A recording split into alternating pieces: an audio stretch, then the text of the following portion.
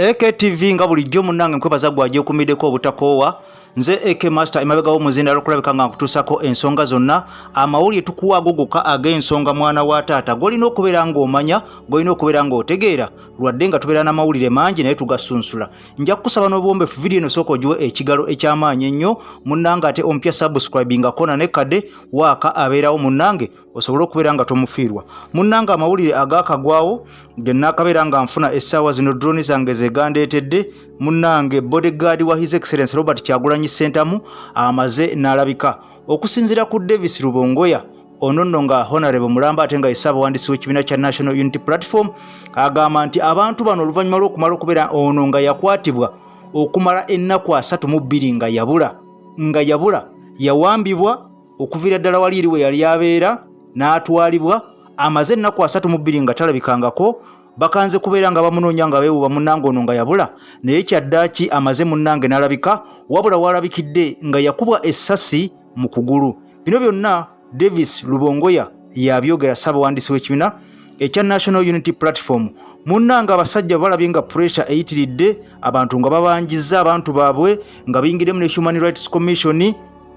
munnange ne bakwata Kavuma Jamshid ne bamutwala ne bamusula wali eri ku Old Kampala Police Station ne banne abalala basatu munnange bwe bamukwata nabo era kigambibwa nti bano bali mu mbeera si nnungi era tebalabika bulungi okusinziira ku Lewis Rubongoya munnange twebaza Katonda nti abantu bano bazuuliddwa ate nga bakyali balamu era twangala okwongera okwebaza abo bonna abakoze ekisoboka okubeera nga munnange musitula amaloboozi okubeera nga temussa mwoyo okulabika nga munnange musaba n'okusaba abantu baffe bano babeere nga balabika kino kirungi era nja kwongera okwebaza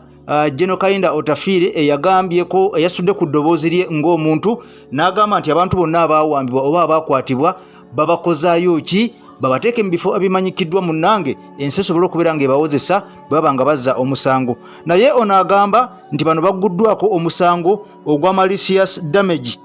munnange okwonona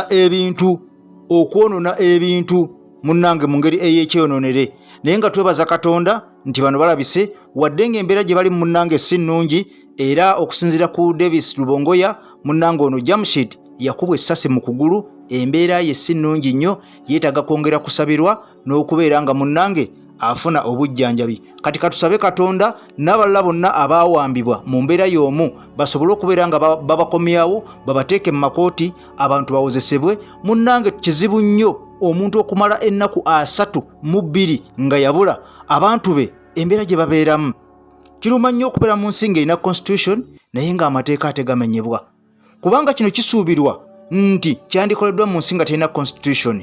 era abantu bano okutwalibwa okusulibwa ku Old Kampala kitegeeza nti bakuumaddembe bennyini munnange be baali babawamba era nga babatwala twebaza Katonda nti balabise I sign out for now tukwadekane mu waka addako nja kukusaba n'obuwombeefu vidiyo eno gimpere ekigalo ompya osubscribinge okoonekadde munnange waaka yenna gwe tubeera tufunye wano aleme okubeera nga akuyitako buli tubeera nga tukonkonye osobole okubeera nga munnange tosubwa I sign out for now tukwatagane mu waka addako bye bye kankolekeremu akayimba